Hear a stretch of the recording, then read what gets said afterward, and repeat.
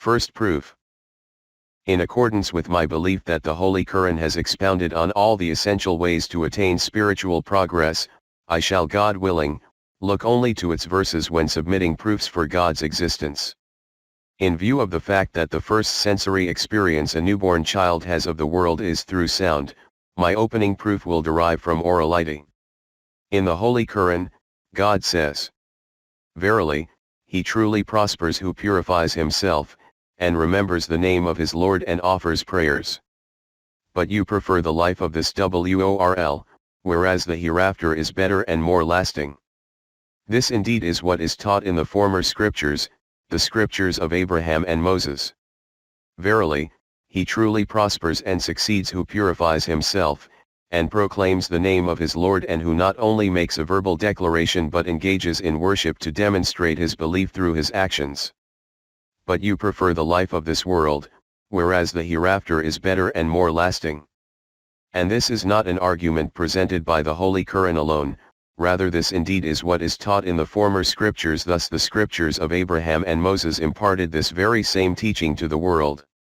In this verse, Allah the Exalted sets forth the argument to the opponents of the Holy Qu'ran that those who eschew selfish desires, who affirm the existence of God and show themselves to be his true servants, always attain victory and success. And the evidence in favor of this teaching is its commonality among all the religions of the past. And so, to the followers of the prevalent religions of that era, Christianity, Judaism, and Meccan paganism, God makes the decisive argument that the teaching of Abrahamos and Moses, which they all accept, is the exact same teaching.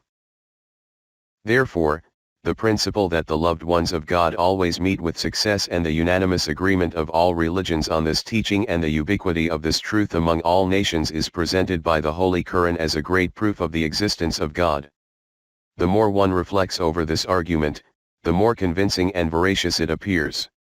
In truth, all world religions agree on the existence of a being who is the creator of the universe.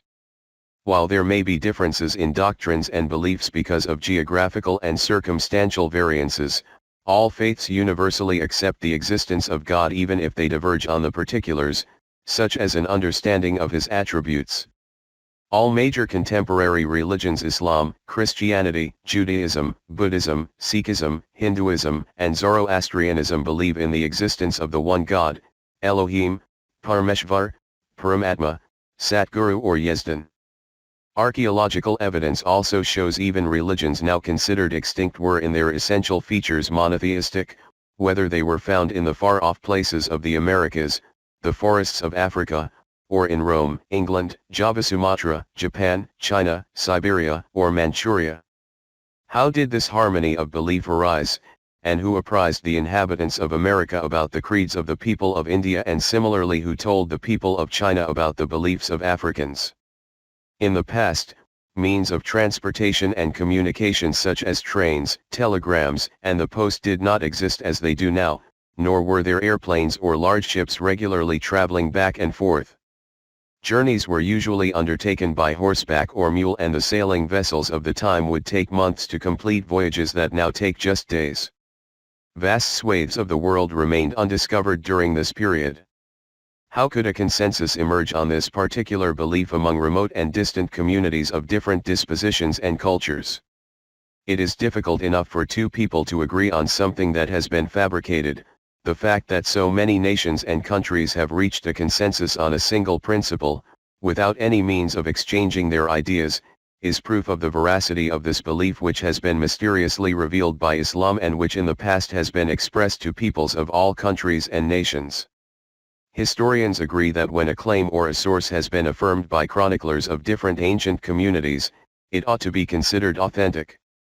Therefore, when hundreds and thousands of people have agreed on this fundamental precept, why should it not be accepted that they came to believe in it through some sort of divine manifestation?